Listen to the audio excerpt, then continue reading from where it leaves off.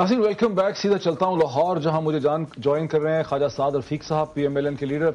ख्वाजा साहब, मुझे आज जब नवाज शरीफ साहब यौम तासीस PMLN की यौम तासीस के मौके पे एक्सपो सेंटर में बोल रहे थे और जहां उन्होंने कहा कि हाँ हम एक बार फिर डैम बनाएंगे, हम सड़कें बनाएंगे, मोटरवे बनाएंगे, तवानाई का बहरान है उसे खत्म करेंगे, उसके बाद जो उसका एनालिसिस हो रहा था, मैं खुद भी सोच रहा था और भी मैं तज्जिया नगारों का एनालिसिस सुन रहा था, वो कह रहे थे कि नवाज शरीफ साहब ने प्रॉब्लम्स आइडेंटिफाई कर दिए, नवाज शरीफ साहब ने विश लिस्ट दे दी, डैम बनाएंगे, मोटरवेज बनाएंगे।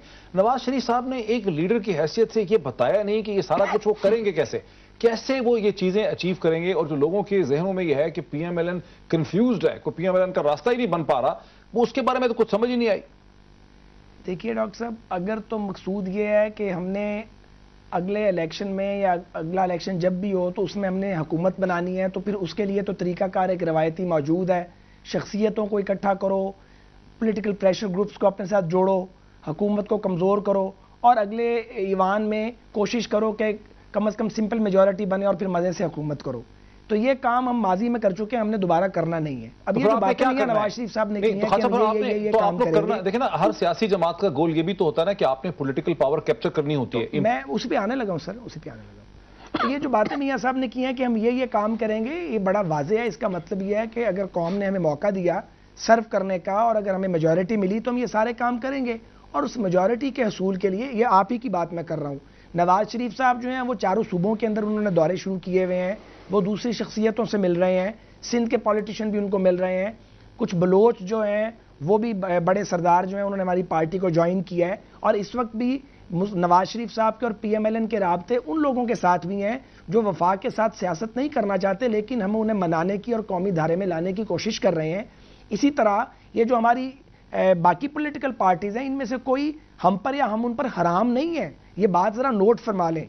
लेकिन अगर कोई सियासी तब्दीली आनी है और अगर PMLN ने उसका हिस्सा बनना है तो उसके लिए लाजम होगा कि पहले एक नेशनल एजेंडा तय हो हमारे दरमियान और सारे प्लेयर्स बताएं कि मुस्तकबिल के पाकिस्तान की तस्वीर क्या होगी और उसमें किसका क्या रोल होगा। कहना मैं ये चाह रहा हूं, महज हुकूमत गिराना और बनाना, अब इस खेल से हम बाहर आ गए हैं। पाकिस्तान की बेटरमेंट के लिए सभी को मिलकर चलना पड़ेगा, उसके लिए एक नेशनल एजेंडा बनाना पड़ेगा, खाली बातें नहीं करनी पड़ेगी। उसके लिए वी आर अवेलेबल, हम हर एक से बात करने के लिए तैयार हैं और आपको अगले दिनों में हम सबसे बात करते नजर भी आएंगे, नजर आएंगे बात करते। आपको कुछ समझ आ रहा है कि PMLN की हिकमत अमली क्या है? देखें, मैं यही कह रहा हूं कि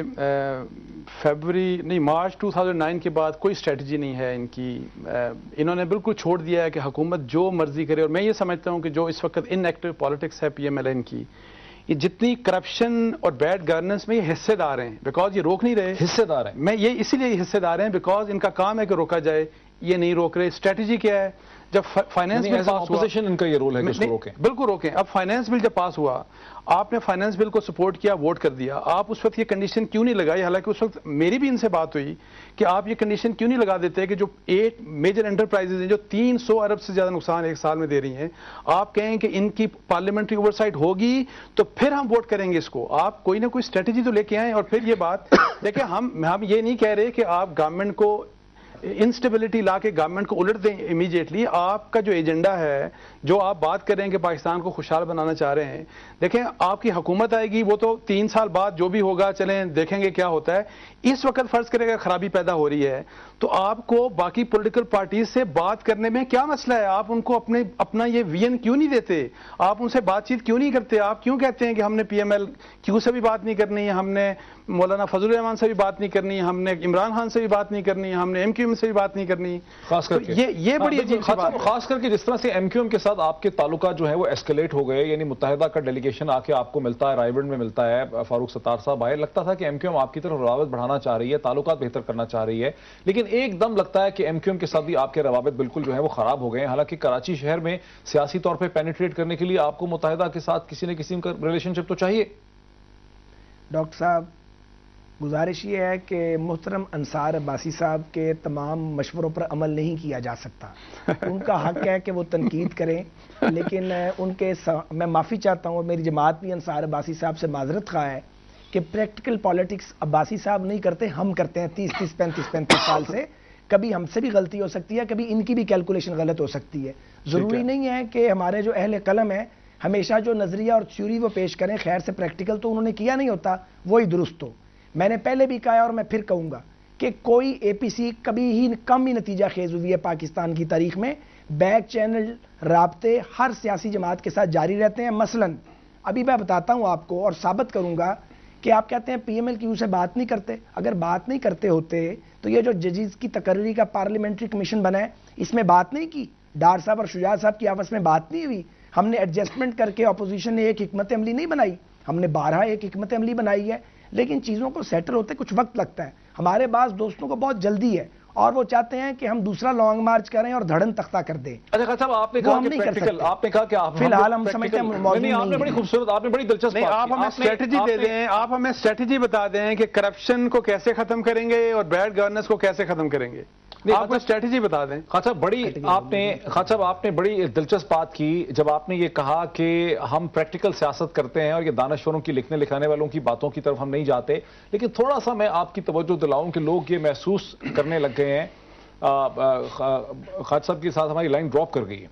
لیکن میں ویسے خالد صاحب سے جو بنیادی طور پہ یعنی کہ سوال میں اٹھانا چاہ رہا تھا وہ میں یہ اٹھانا چاہ رہا تھا کہ آپ یہ دیکھیں کہ لوگ یہ بات کرنے لگ گئے ہیں کہ جب صدر گئے ہیں ابھی یہاں پہ گڑھی خدا بخش کے اندر انہوں نے جا کے تقریر کی محترمہ کی برسی کے اوپر تو انہوں نے نئے الیکشن کی بات کی. انہوں نے کہا کہ اگلے الیکشن ہم کرائیں گے, فیئر کروائیں گے, ٹرانسپیرنٹ کروائیں گے, 2 سال میں کروائیں گے اور اس میں بڑی خود اعتمادی تھی. اس کے بعد سے لوگ یہ محسوس کرتے ہیں کہ اب پیپلز پارٹی کوئی کمزوری سے الیکشن کی طرف نہیں دیکھ رہی ہے بلکہ پہلے سے زیادہ اسٹرینتھ سے دیکھ رہے ہیں. ان کا ووٹ بینک جو ہے اندرون سندھ کے اندر, ان کا ووٹ بینک جو ہے سدرن پنجاب کے اندر, وہ ان کا ووٹ بینک انٹیکٹ ہے اور ہو سکتا ہے اگلا الیکشن وہ جیت جائیں اور بہت بہتر پرفارم کریں. اور پی ایم ایل این کی سیاست ساری کنفیوز لگتی.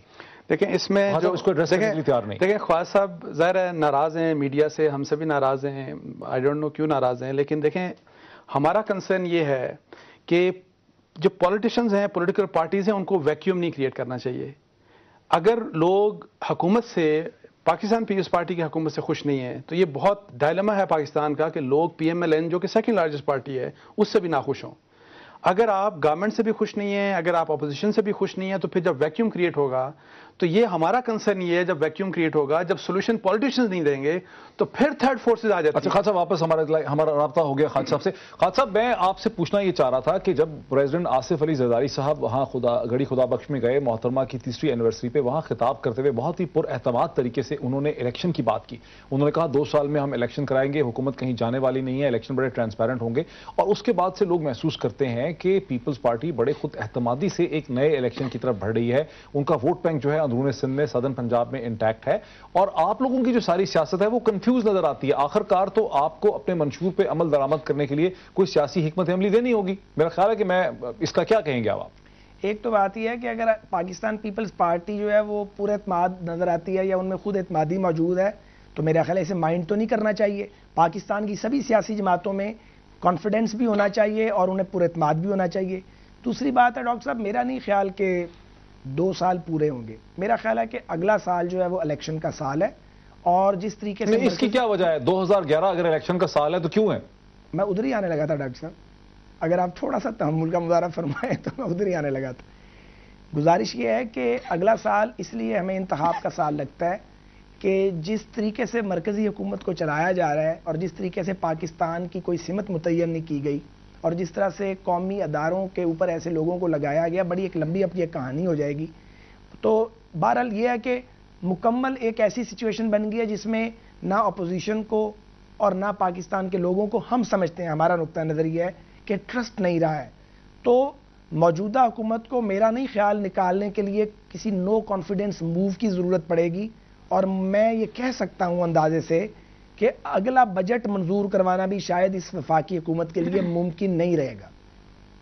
اگلا وہ جب وفاقی بجٹ پاس کرانا جب ممکن نہیں ہوگا تو پھر اگلے مرحلے میں, اگلے گھنٹے میں یا اگلے دن یہ حکومت شاید کنٹینیو نہ کر سکے.